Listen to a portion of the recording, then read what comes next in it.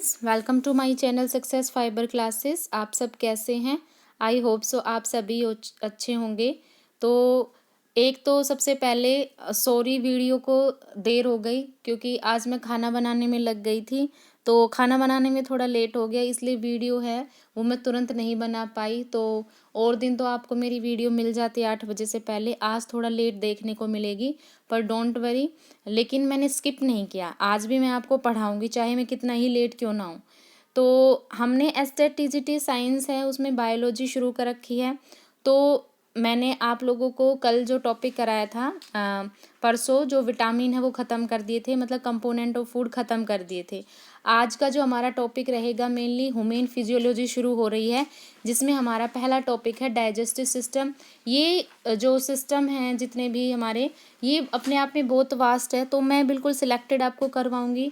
ठीक है, तो ये अपने आप में लेंदी होने वाला है, तो पेशेंस बना के रखना। और अगर आप लोगों को मेरी मेहनत अच्छी लग रही है तो मेरे चैनल को ज़्यादा से ज़्यादा शेयर भी कर दीजिए, ताकि ज़्यादा से ज़्यादा लोग मेरे से जुड़े, है ना, उनको ज़्यादा से ज़्यादा वीडियो मिले। ठीक है, तो इतनी तो कृपा कर ही सकते हो मेरे ऊपर, है ना। तो चलिए शुरू करते हैं। तो टॉपिक है हमारा डाइजेस्टिव सिस्टम। देखो क्या होता है डाइजेस्टिव सिस्टम।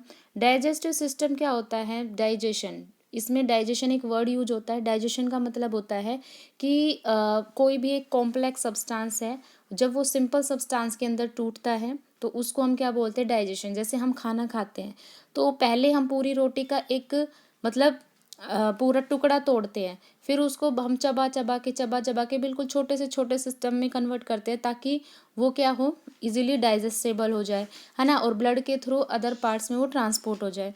यही तो होता है इसमें। तो इसमें क्या होता है डाइजेस्टिव सिस्टम में? मेनली जो कार्बोहाइड्रेट होता है वो हमारा ग्लूकोज के अंदर कन्वर्ट होता है, जो फैट होता है वो फैटी एसिड के अंदर कन्वर्ट होता है, और जो प्रोटीन होता है वो अमीनो एसिड के अंदर कन्वर्ट होता है। ठीक है, अब इसमें जो सबसे इम्पोर्टेंट पार्ट आता है हमारा, वो होती है एलिमेंट्री कैनाल। इससे क्वेश्चन बना था एस्टेट के अंदर 2023 में, तो इसको थोड़ा ध्यान से पढ़ना। एलिमेंट्री कैनाल क्या होती है? ये एक मस्कुलर ट्यूब होती है जो कि कोयल शेप की होती है। ठीक है, इसकी जो लेंथ होती है वो 6 to 9 मीटर होती है, और ये स्टार्ट होती है माउथ से और ख़त्म कहाँ पर होती है? एनस पे। ठीक है, उसके बाद फिर आती है, इसके कुछ पार्ट्स होते हैं एलिमेंट्री कैनाल के। ठीक है, मतलब ये एक रास्ता होता है एलिमेंट्री कैनाल, एक टाइप की पाइप होती है और उसके अलग अलग पार्ट होते हैं। मैंने बोला कि ये माउथ से शुरू होती है, तो सबसे पहले इसका माउथ होता है, फिर बकल कैविटी होती है, फिर इसका फेरिक्स होता है, फिर ओसोफेगस, उसके बाद स्टमक आता है, फिर इंटेस्टाइन आती है, और लास्ट में क्या आता है? एनस आता है। ठीक है, अब जो एलिमेंट्री कैनाल होती है इसकी 4 लेयर होती है। ठीक है, एलिमेंट्री कैनाल की कितनी लेयर होती है? 4 लेयर। तो 4 लेयर से यहाँ से क्वेश्चन बना था। ठीक है, तो इसमें क्या पूछा था? आउटर से और इनर का ऑर्डर पूछा था, तो वो क्वेश्चन मैंने इसमें ऐड ऑन किया है। देखो, जो एलिमेंट्री कैनाल होती है इसकी 4 लेयर्स होती है। जो सबसे अंदर की लेयर होती है उसको बोलते हैं मकोसा, ये सबसे अंदर वाली लेयर होती है, यानी इनर मोस्ट लेयर होती है। उसके बाद सेकंड होती है सब मकोसा, फिर आती है इसकी थर्ड वाली मस्कुलरीज।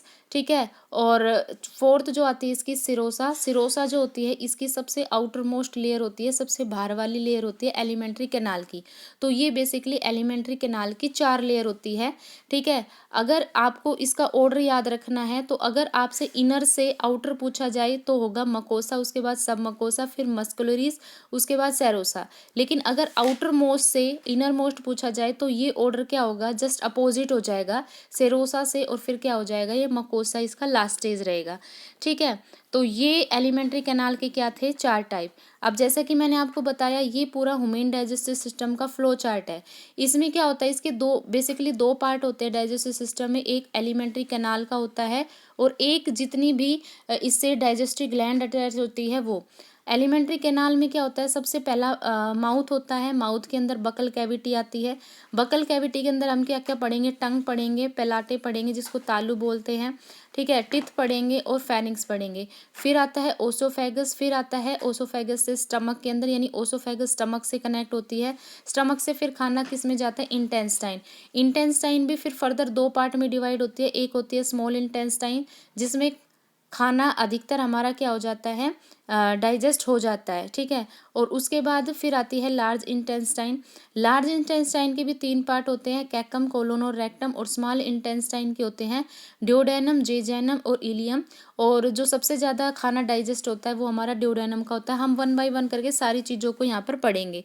उसके बाद जो डाइजेस्टिव ग्लैंड अटैच होती है, एक होती है सैलिवरी ग्लैंड, ठीक है, एक होती है हमारी लिवर और एक होती है पैनक्रियाज, जिसमें पैनक्रियाज क्या होती है हमारी मिक्स ग्लैंड होती है। तो ये ह्यूमन डाइजेस्टिव सिस्टम का क्या था, एक फ्लो चार्ट था। और यहाँ पर ये मैंने डायग्राम ऐड ऑन किया है। तो सर ये होती है हमारी एलिमेंट्री कैनाल, जैसा कि आप लोग देख पा रहे हैं, ये होती है हमारी एलिमेंट्री कैनाल। ये यहाँ माउथ से शुरू हो रही है, ठीक है, और देखो ये ख़त्म कहाँ हो रही है, ये ख़त्म हो रही है एनएस पर आकर, ठीक है। तो यहाँ पर क्या होता है, इसके पार्ट्स होते हैं, जैसा कि आप देख पा रहे हैं, माउथ होता है, ठीक है, फिर इससे सैलावरी ग्लैंड अटैच होती है, ठीक है। तो माउथ से फिर क्या आता है, इसमें माउथ के अंदर ये सारे पार्ट्स आते हैं, फिर फेरिंक्स आता है, फेरिंक्स में के बाद फिर आती है ये ईसोफेगस, जिसको हम फूड पाइप भी बोलते हैं, ठीक है। फिर ये जो ईसोफेगस है ये कहाँ खुलती है, ये स्टमक में, ये हमारा स्टमक है। ये क्या है, लीवर है जो सबसे लार्जेस्ट ग्लैंड होती है, ठीक है। फिर स्टमक है वो किससे कनेक्ट होता है, ये इंटेस्टाइन है, ठीक है, इसके अंदर ये स्मॉल इंटेस्टाइन है, फिर लार्ज इंटेस्टाइन है, ठीक है। तो ये इसका क्या है, पूरा डायग्राम है, ठीक है। तो आज के लिए इतना ही, क्योंकि आज है ना मैं ज़्यादा टॉपिक है वो बना नहीं पाई। कल मैं आपका कवर करा दूंगी बिल्कुल अच्छे से, टिथ वाला पार्ट हम कंप्लीट कर लेंगे, ठीक है। तो ये यहाँ पर क्या था आपका टॉपिक। अब मैं दिखाती हूँ क्वेश्चन जो यहाँ पे पूछा गया था। देखो क्वेश्चन यहाँ पे क्या पूछा गया था आपसे, एलिमेंट्री कैनाल की वॉल 4 लेयर रखती है। तो ये कह रहा है कि which of the following is the correct sequence from outside to inner side. ये 2023 में क्वेश्चन पूछा गया था, आप पेपर उठा के देख भी सकते हैं। देखो इसने सीक्वेंस कहाँ से पूछी है, आउटसाइड से और इनर साइड की पूछी है। अब मैंने आपको बताया था कि जो सेरोसा होती है ये आउटर मोस्ट होती है, ठीक है, और जो मकोसा होती है इनर मोस्ट होती है। तो देखो इसमें कौन सा ऑप्शन होगा, बी ऑप्शन। देखो सिरोसा से, मतलब सिरोसा आउटर मोस्ट है, फिर उससे जाएगी मस्कुलरीज, मस्कुलरीज से सब मकोसा, और फिर आती है मकोसा। मकोसा क्या होती है, इनर मोस्ट। तो इसका आंसर क्या होगा, बी इसका आंसर होगा। तो आप देख सकते हैं कैसे मेरे नोट्स बिल्कुल बेहद ही यूजफुल है। उसके बाद फिर ये विटामिन का क्वेश्चन, ये कह रहा है कि किस विटामिन की डेफिशिएंसी से परनीशियस एनीमिया होता है। तो ये मैंने आपको बताया था, विटामिन B12 जो होता है इसकी कमी से क्या होता है, परनीशियस एनीमिया होता है। ये सबसे मोस्ट इंपॉर्टेंट विटामिन होता है। इसका केमिकल नेम क्या होता है, साइनो कोबाल अमीन, ठीक है। और इसमें पूछा जाए कौन सा मेटल होता है, तो कोबाल्ट इसके बीच में अटैच होता है। उसके बाद फिर विटामिन का एक क्वेश्चन आया था ये 2020 के अंदर। इसमें पूछा था scurvy is cause due to deficiency of, कि जो सकरवी डिजीज होती है किसकी डेफिशिएंसी के कारण होती है। तो ये मैंने आपको बताया था, विटामिन सी की कमी से सकरवी डिजीज होती है। विटामिन सी का केमिकल नेम क्या होता है, एस्कॉर्बिक एसिड होता है, ठीक है। तो ये थे क्वेश्चन, ठीक है। आई होप आपको मेरी वीडियो अच्छी लग रही है। तो आप देख सकते हैं कि मेरे नोट्स आपके लिए कितने ज़्यादा यूजफुल है। एस्टेट में मतलब मेरे नोट्स में से एस्टेट के क्वेश्चन यूं के यूं बन रहे हैं, ठीक है। तो आई होप आपको ये सीरीज़ अच्छी लगी होगी। अगर आपको आज की ये वीडियो अच्छी लगी है तो चैनल को ज़्यादा से ज़्यादा लाइक, शेयर और सब्सक्राइब कीजिए। Thank you very much.